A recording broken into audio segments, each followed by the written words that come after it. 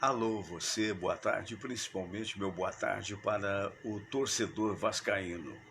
Claro que você está vendo que eu estou sorrindo, né, de alma lavada.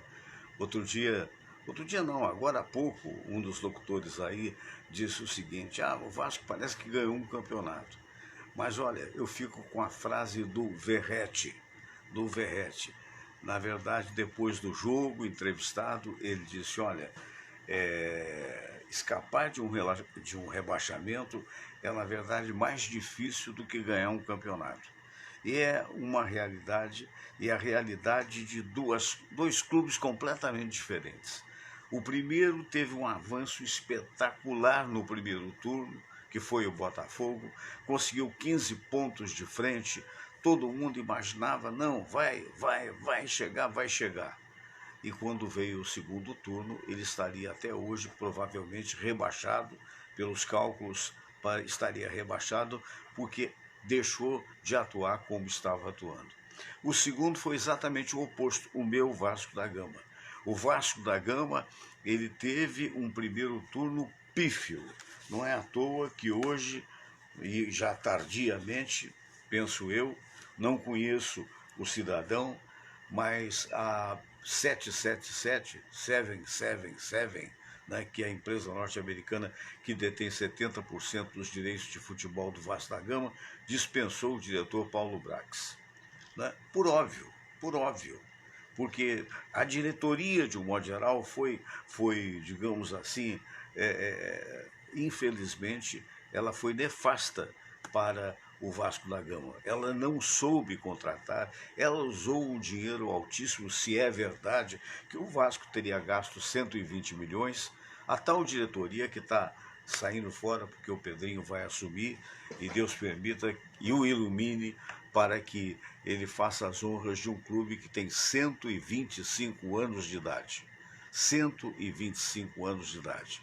Então, é aquela história, rei morto, rei posto.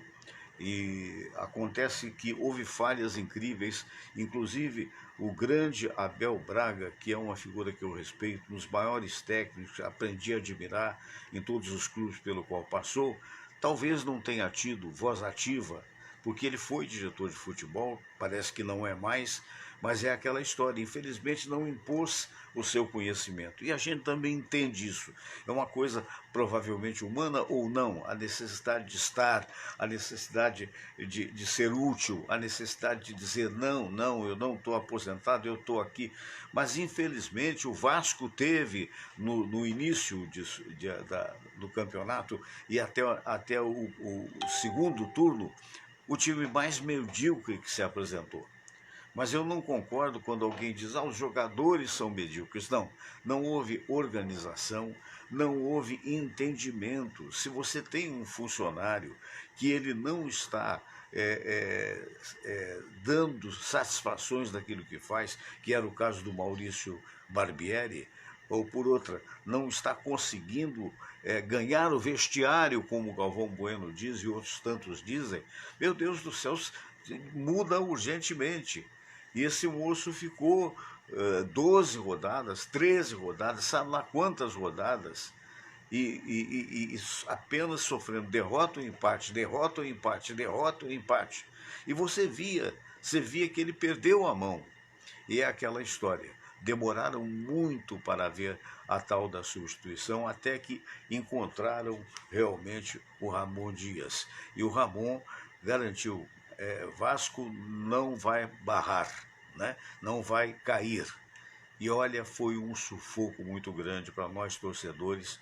Eu tive a oportunidade de ver o jogo ao lado do meu filho Bruno, que mora na Europa, mas está passando uma temporada aqui de trabalho mesmo, mas volta, se Deus quiser, o ano que vem. Está voltando, claro que volta, ele mora lá. E é vascaíno como eu sou, e nós sofremos muito.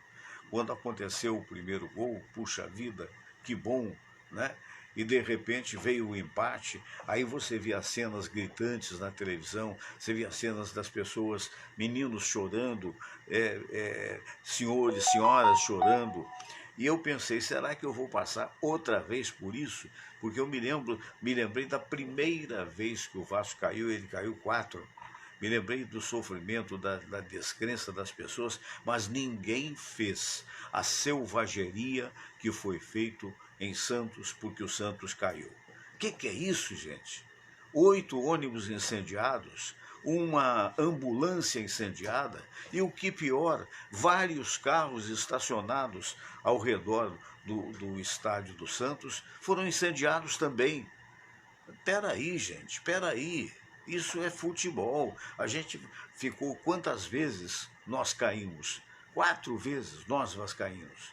Quando é que você ouviu dizer que de repente houve um carro sequer incendiado ao redor de São Januário?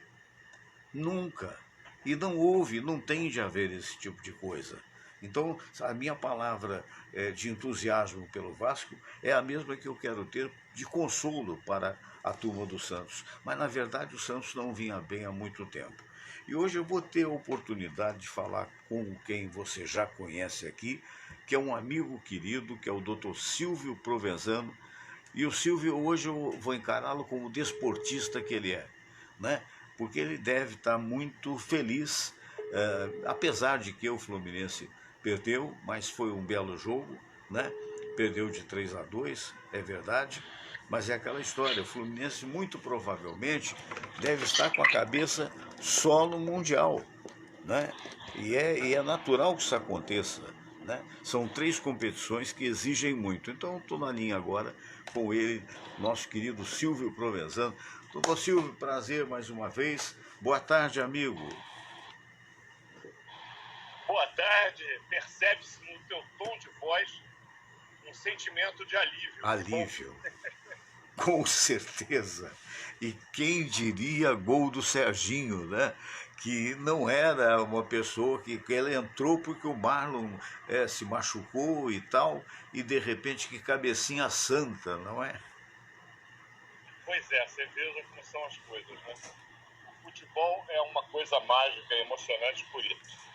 Houve um momento que o teu Vasco estava rebaixado, houve um momento onde o Bahia estava sendo rebaixado, e finalmente acabou sendo rebaixado o menos provável dos 3. É verdade. Santos, aquele que estava na frente. Achava que iria passar até pelo resultado dos outros.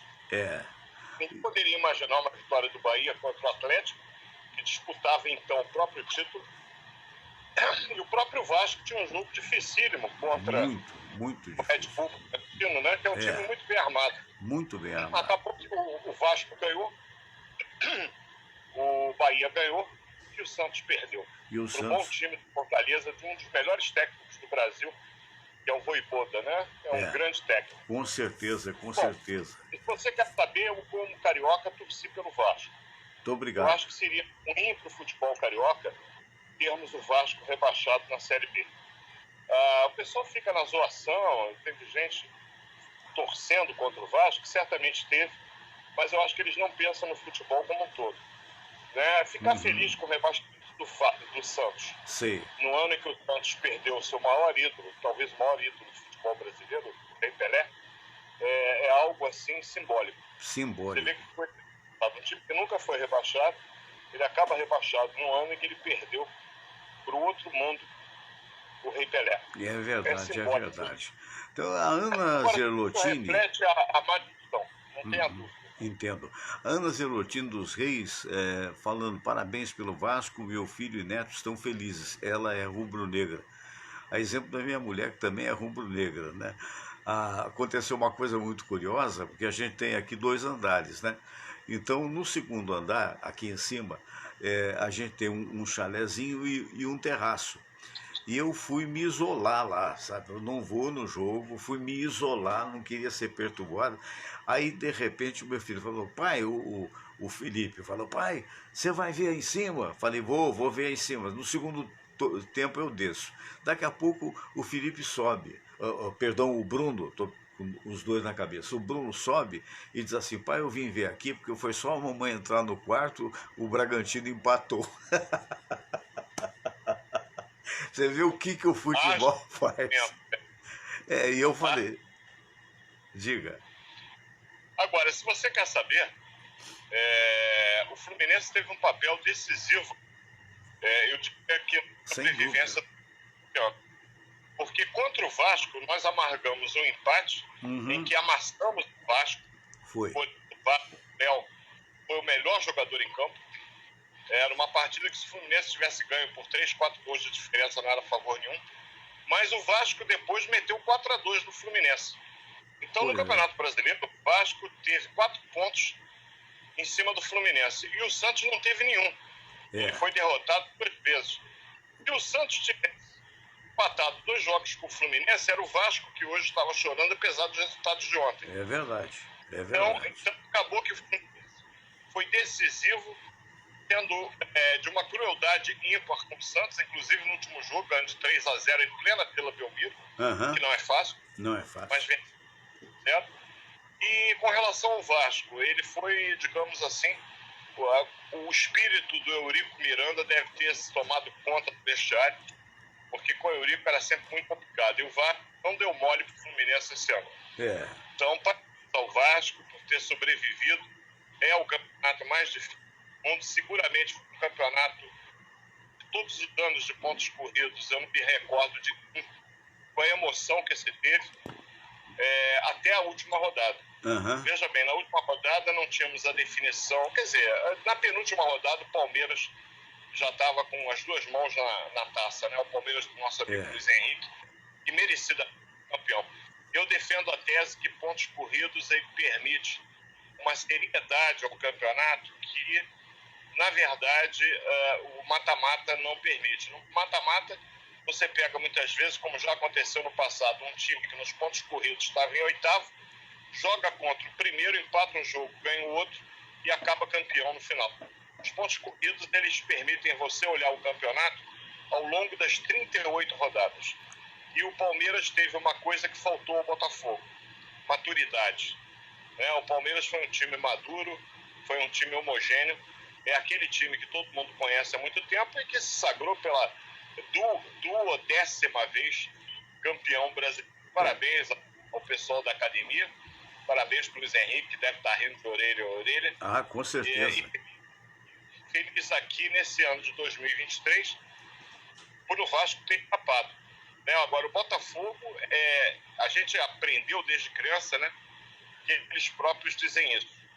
Existem coisas que somente acontecem ao Botafogo. Eu me lembro de uma entrevista que está na internet. O Zé Carlos Araújo entrevistou o Stepan Nessercian, que é um grande botafoguense, e no momento em que o Botafogo estava com 13 pontos de frente.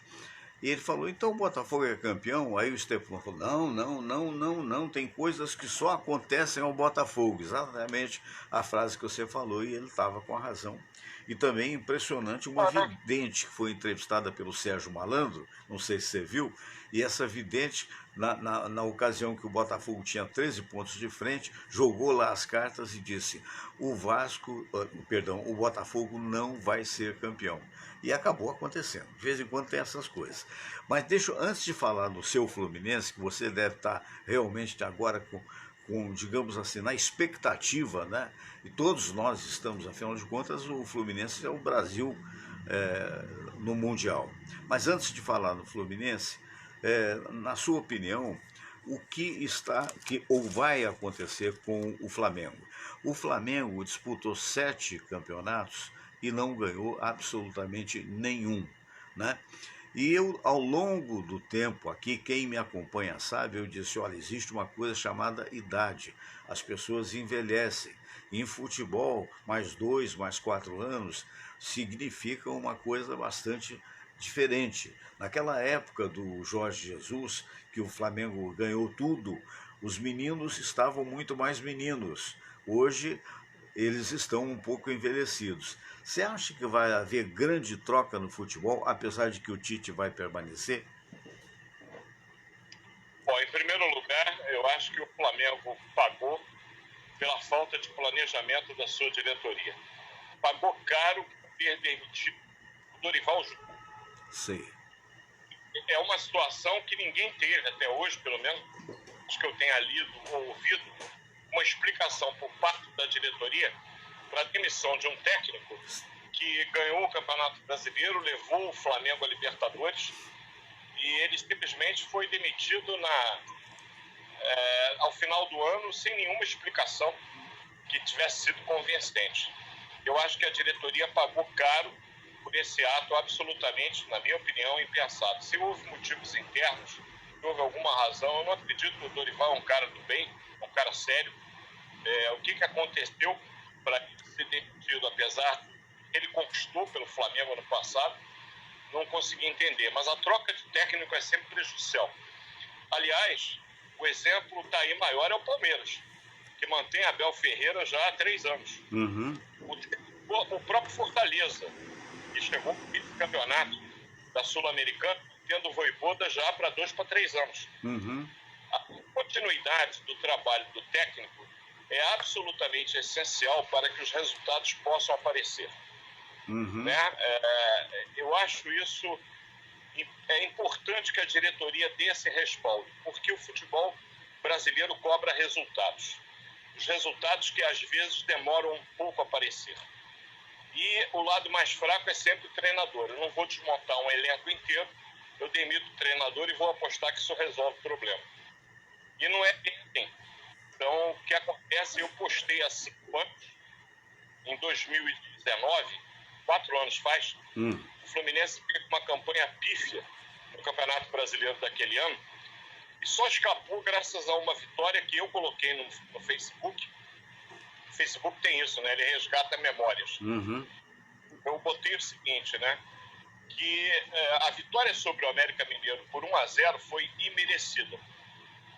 Isso em 2019. Entendo. E que eu esperava, então, que o presidente da época, o Abad, ele tivesse a dignidade de renunciar, o que ele acabou fazendo.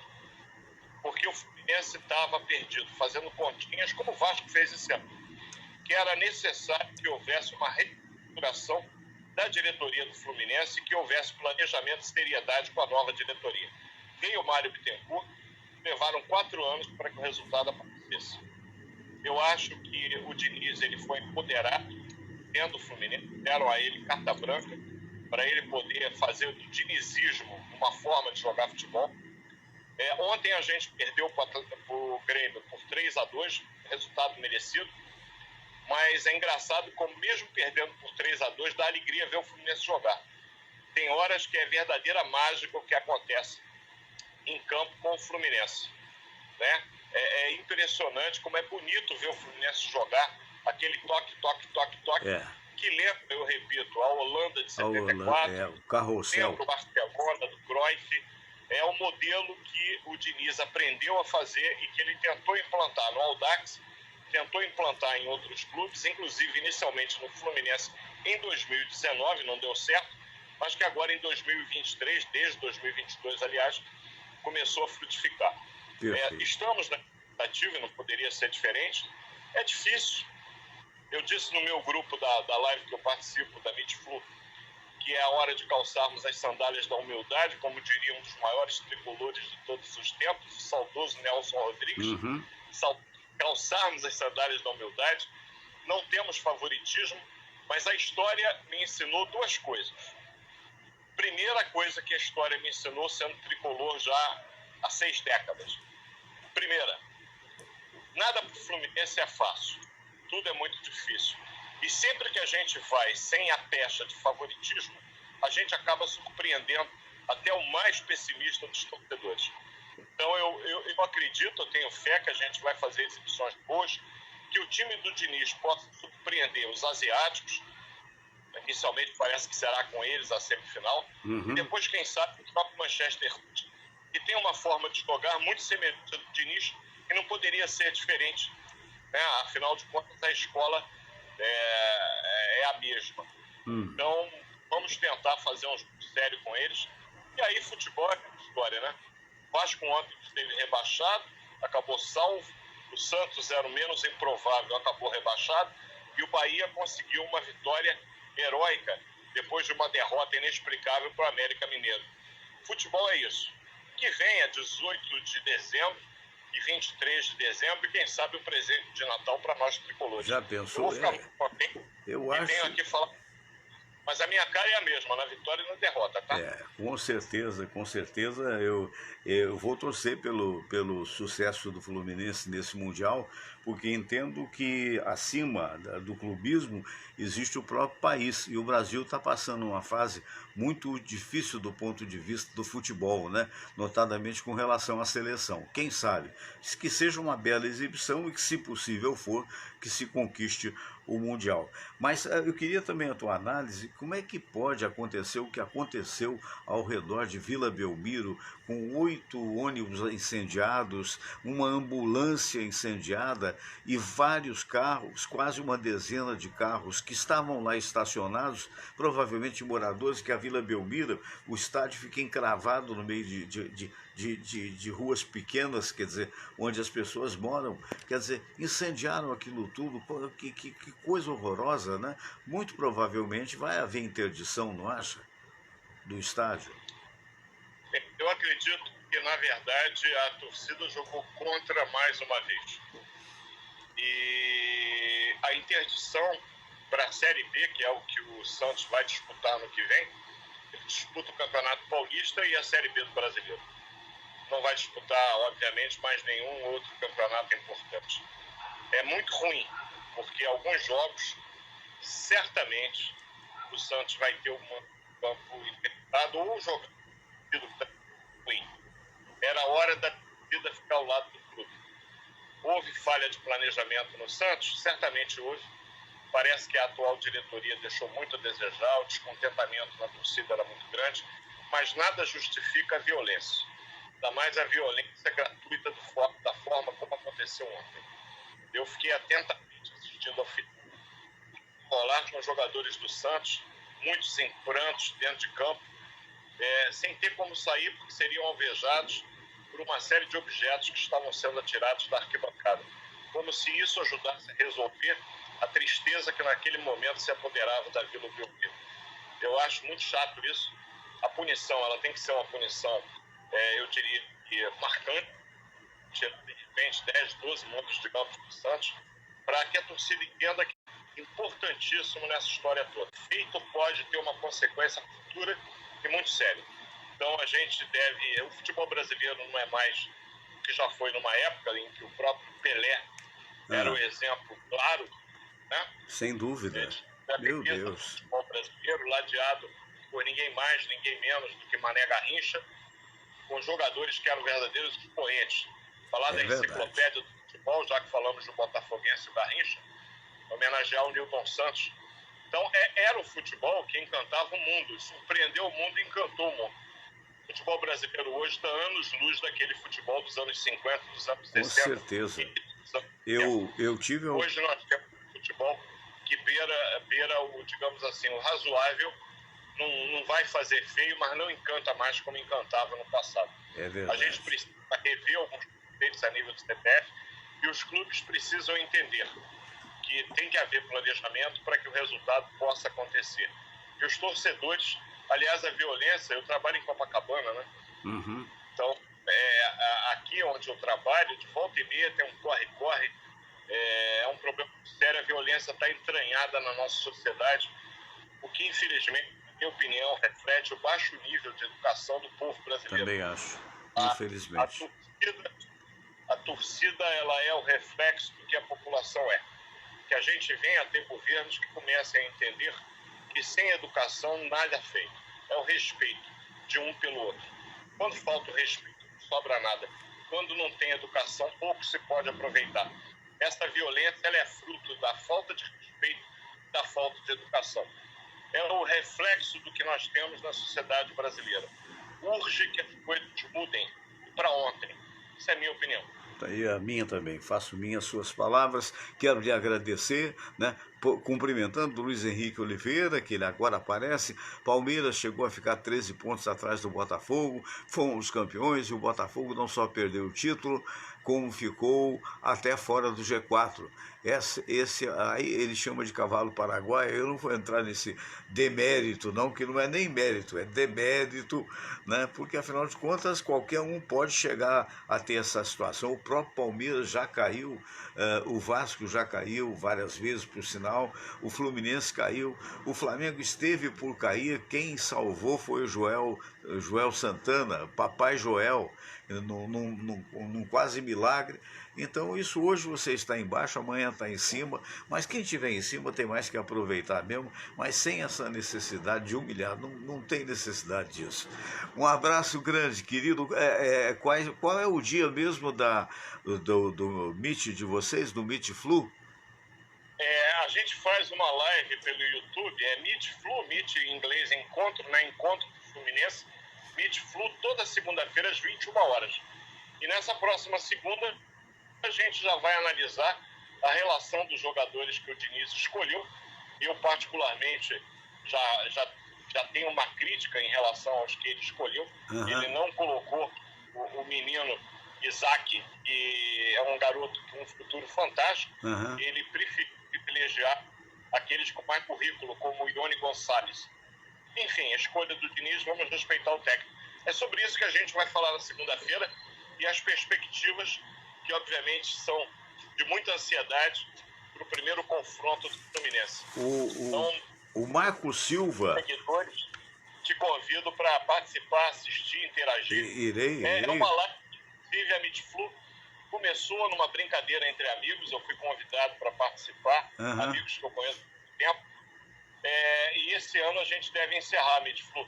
Provavelmente em dezembro ela acaba, por conta de compromissos que todos nós temos, né? Sim. E por mais que seja uma vez por semana, acaba que isso toma um tempo e acho que a missão foi cumprida. A gente queria levantar o Fluminense, a gente queria trazer informações úteis para a torcida do Fluminense.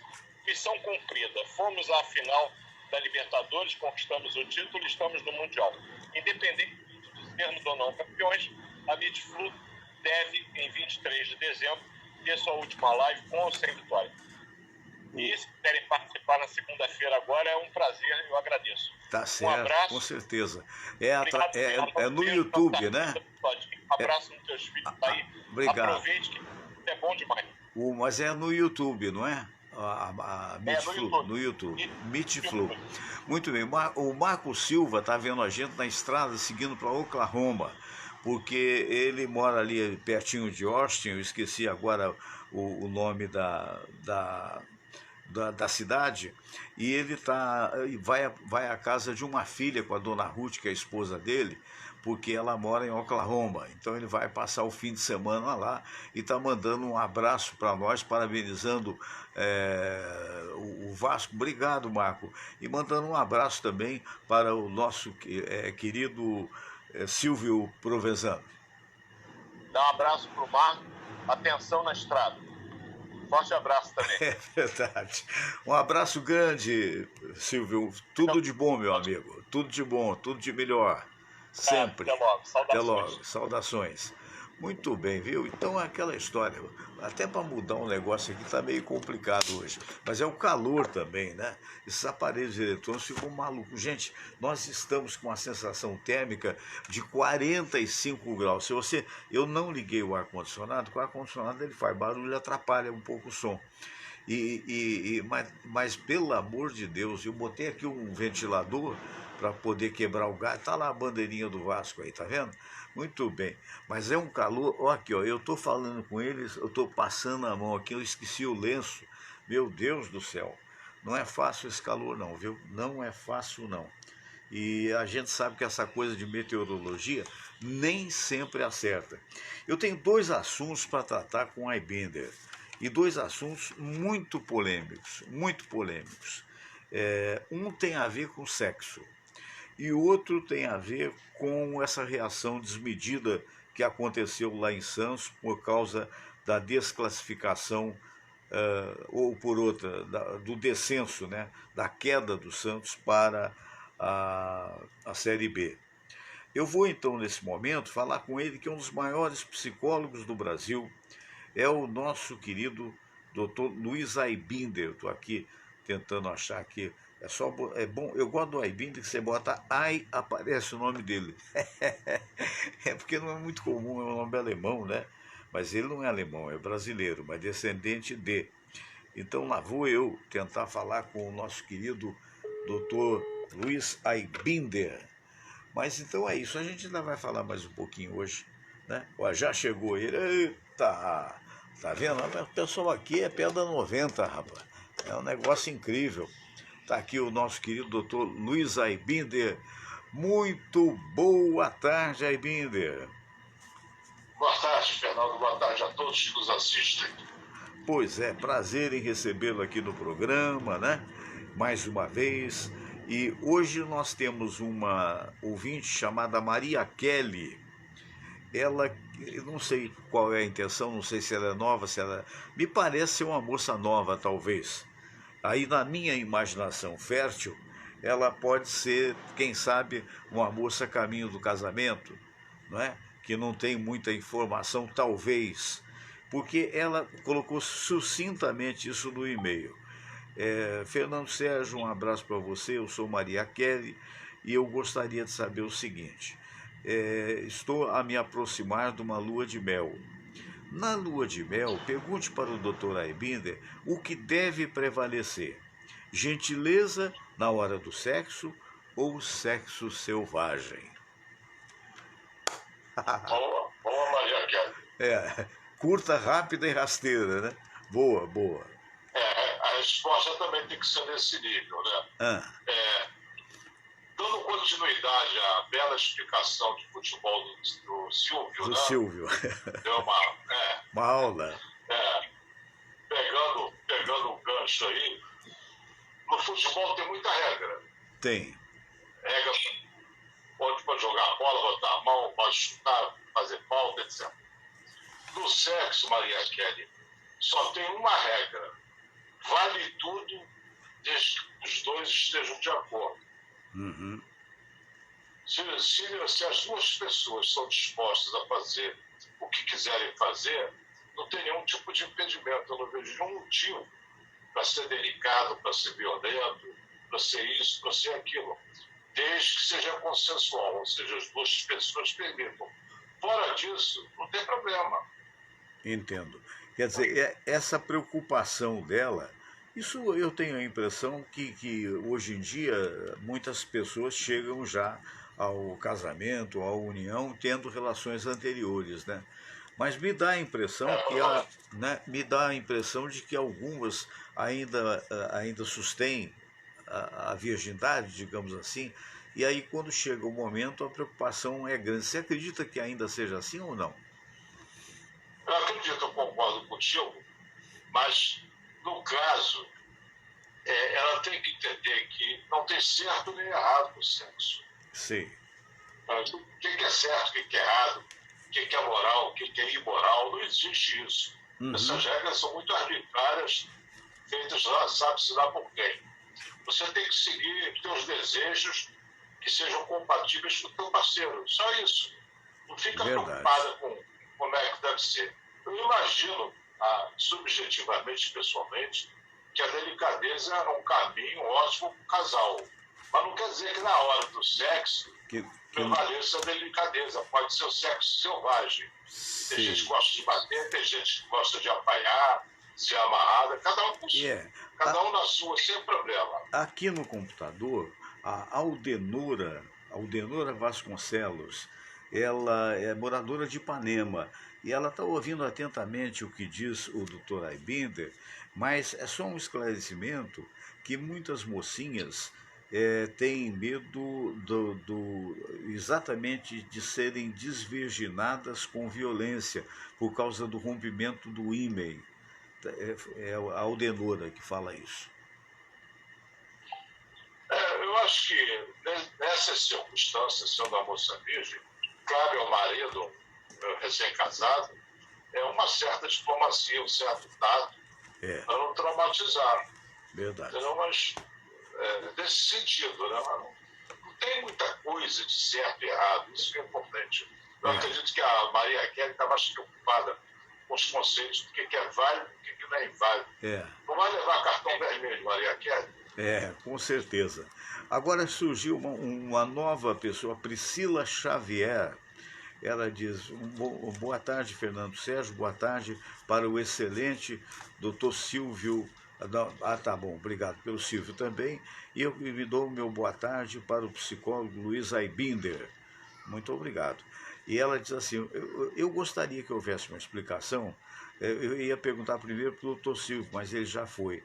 Então, por favor, pergunte para mim, para o doutor Aibinder, por que acontecem essas paixões avassaladoras no futebol que levam a atos de terror, como aconteceram no entorno do estádio do Santos, que quando torcedores ou maus torcedores inconformados com a derrota do time e com o descenso, incendiaram 8 ônibus, uma ambulância e quase uma dezena de carros que ali estavam estacionados, fora as burdoadas com a polícia e brigas. Isso daí já ultrapassou as fronteiras da paixão. A Priscila, né, o nome dela? Isso. Priscila não. Já ultrapassou as... Aldenora, Aldenora. Né? Aldenora. Aldenora. Tinha na Tupi Aldenora, você lembra? Tinha Aldenora Santos, coitada, que Deus já tenha, hoje já é falecida. No programa do Antônio Carlos. Isso.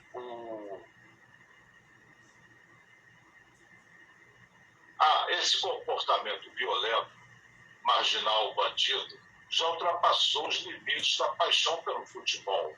Não tem nada pela paixão do futebol. Tem para extravasar a selvageria dos elementos. São vândalos, Quem tem uma ambulância, vândalos, carros dos outros, ônibus dos outros, são vândalos, estúpidos e burros. Uma ambulância, quantos deles ou familiares deles poderiam estar precisando de uma ambulância ou poderão precisar? E os imbecis lá destroem uma ambulância, destroem ônibus, que serviria melhor. Não tem sentido. Isso não é paixão, não. Isso é estupidez em estado bruto. É verdade, é verdade. E, lamentavelmente, você vê que na própria Inglaterra havia os hooligans que foram proibidos de entrar no estádio e a partir daí o futebol inglês ficou muito mais admirável, onde as famílias poderiam ir, porque onde os hooligans iam, eles quebravam tudo. E há uma tendência perigosa hoje demonstrada no estádio lá do Santos, né, após o jogo, ontem, por sinal, que isso deve ser coibido, né? É um caso de polícia, né, Bender? É um caso de polícia. Agora, quantos vão presos? Quantos são mantidos longe dos estádios, como na Inglaterra, os hooligans? Né? Há muita impunidade, há muito passapano, achar que está normatizando isso. É normal, está todo normal. Quebra-quebra, bater nos outros, apanhar, virou uma coisa normal. Isso não pode normalizar uma coisa dessa. Achar que está se divertindo. Estou vendo aqui no computador a Suzana, está dando ibope, hein, Aibindo? A Suzana da Taquara. Ela diz, pergunta ao doutor Aibindo, o que é melhor, casar virgem ou casar com experiência? Melhor não casar, dependendo da situação, é melhor não casar. É verdade, dependendo do noivo. O homem mais inteligente do mundo na época, que era o Sócrates, né? Sim. Perguntaram a ele o que ele achava do casamento. Olha, todo homem deve casar. Sim. Se a mulher for boa, ele vai ter uma boa esposa. Se ela for ruim, ele vai virar um filósofo. O Sócrates era um filósofo. Casado com uma megera chamada Xantipa. Olha só. só. A Xantipa era fogo na roupa. É mesmo? A Xantipa, pra você ter uma ideia, o Sócrates devia ser um chato, que ele não queria trabalhar, ele ficava na rua discutindo filosofia com as pessoas que nem queriam discutir, mas ele insistia. E um dia ele estava sentado, imagino que tenha sido uma casa, esse tipo de 2 andares, ele estava sentado no banco lá na frente da casa com um amigo discutindo na filosofia. A Xantipa lá de cima despejou um pinico em cima dele. Né? Nossa, mas... Aí ele fala... Pinico com conteúdo? O pinico vazio com conteúdo? Não, com conteúdo, conteúdo. Aí ele fala para ele, fala, tá vendo? Xantipa não só troveja, como faz chover. Nossa, mãe do céu! Ninguém merece uma mulher assim, né? Xantipa, começa pelo nome, né? Não, é aquele negócio de É, nome é muito relativo, né? Às vezes a gente, o que nós aqui brasileiros achamos feio, o estrangeiro acha maravilhoso, né? Então, e não é vice-versa. Grécia Antiga, né? E vice, é verdade. Mas que coisa, foi bom Então, lembrar. ela tem que não tem garantias de que você vai ter um bom casamento.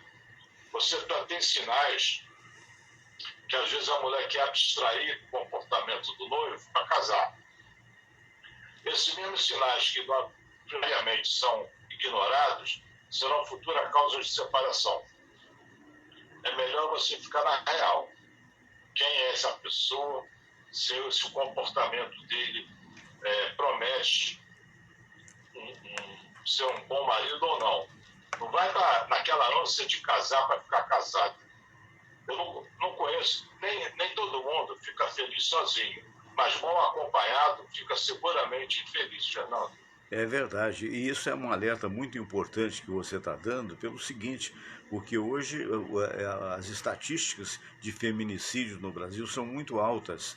Então acho que a mulher, principalmente a mulher, ela tem que ficar sempre observando, evidentemente, o comportamento do cônjuge, né? Porque passada aquela fase, depois você me corrija se eu estiver errado, passada aquela fase da paixão, que alguns estimulam em ser 3 meses, outros acham que dura 3 anos, e é uma coisa muito relativa de casal para casal, aí tem que saber se ele não tem tendências violentas, né, que eventualmente acabam numa situação tão trágica como tem aparecido. Há meios de mudar isso, doutor Aibindo? Olha, considerando que os casos de feminicídios têm muita repercussão, mas estatisticamente são poucos em relação à população total, tem que ver que a mulher não pode aturar o menor tipo de agressividade, seja física, Claro. seja verbal. Se a mulher aceita um comportamento desrespeitoso, agressivo, xingamento verbal, ou mesmo um tapa, um empurrão, ela está dando sinal verde para que isso continue. Então, a gente não sabe aonde vai parar. Se não houver respeito, eu digo o seguinte, Fernando, para ficar mais claro. Imagine uma escada com 3 degraus de relacionamentos. O primeiro degrau é respeito. Aí, no segundo degrau, passando pelo respeito, tem um degrau chamado admiração.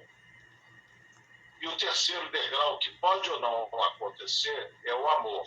Você não consegue amar alguém que você não admira. Claro. E não consegue admirar quem você não respeita. Então, se no teu relacionamento está começando, você não vê respeito, pula fora. Perfeito. Porque não será nenhum relacionamento. É uma vida conflituosa. Não aceite desrespeito. Eu tenho uma neta com 19 anos.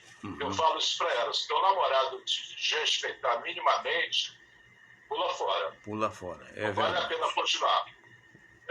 Dá segunda chance, dá outra oportunidade para ser agredido. É isso aí. Eu mandar um abraço para o meu filho Serginho, que está ouvindo a gente, professor de jiu-jitsu, faixa preta, 5º grau, e também professor da FAETEC, né? O Flávio Novaes, que é meu primo, está vendo a gente em Mogi das Cruzes, ele é fazendeiro e produz sempre esqueço o nome, o lúpulo, produz lúpulo para muitas das cervejas do Brasil. O Mário Tostes, de Caxias, a Leia Vigo, de Teresópolis, manda um abraço para mim, para o doutor Silvio e para o doutor Aibinda, muito obrigado. Vander Pinto, de Floripa. O Otávio de Melo, também meu amigo de Floripa. Esse eu conheci, porque um dia eu fui a Floripa junto com a Samira e fomos muito bem recebidos pelo menino, pelo Otávio Melo. O César Mateus, de Três Rios, obrigado. Marcos Silva está a caminho de Oklahoma com a dona Ruth, vai visitar a filha, ele que mora ali nas cercanias de Austin. A Jandira Xavier, minha antiga ouvinte. Marina Persépolis, de Friburgo, Nova Friburgo, Antônio Silva de Cruzeiro, São Paulo, e o Alves Júnior, um dos maiores comunicadores, meu amigo querido, da cidade de Cruzeiro, terra em que eu nasci, né? Uma vez o Alves me fez uma homenagem muito bonita, através da Câmara Municipal. Quero mandar um abraço para o Gabriel, que é o prefeito, e, enfim, muito obrigado, um grande abraço, uma das vozes mais bonitas do rádio. Doutora Abílio, eu quero agradecer de montão a sua presença mais uma vez, e queria saber, as pessoas que quiserem contatar o amigo, qual a maneira mais simples de fazer? Pelo Instagram, muito simples, psicólogo Aimida. Vai lá que vai ter todas as formas de contato, minhas atividades. Hoje é quinta-feira, eu tenho 2 eventos. Eu tenho uma aula que fala sobre sofrimento e uma outra que eu não esqueci o tema no momento. Sei. Às 8 horas da noite, gratuita, uma live, e uma aula no curso de enriquecimento da vida. Perfeito. Um grande abraço, meu caro psicólogo Luiz Aibinder. Tchau, Fernando. Tchau, bom fim de querido. semana para você e para todos. Obrigado para você também, a família bonita aí. Então, nós estamos chegando ao final do programa do dia de hoje. Quero agradecer a cada um de vocês, né? E dizer o seguinte, aqui eu sempre, no final, eu me enrolo com esse negócio de fechar aqui, sabia? Agora não, agora eu fechei mesmo. Acho que fechei. Então eu quero mais não, fechou não. Fechei não. Fechou não, Fernando. Deixa, já vou fechar. Aí embaixo, do lado direito, Foi, vermelho, já fui. Quer ver? Agora vai. Não, aí toca no botão vermelho. Pois é, o botão vermelho, esse diabo desse botão vermelho não aparece. Você sabe que eu sou fantástico nesse negócio, né?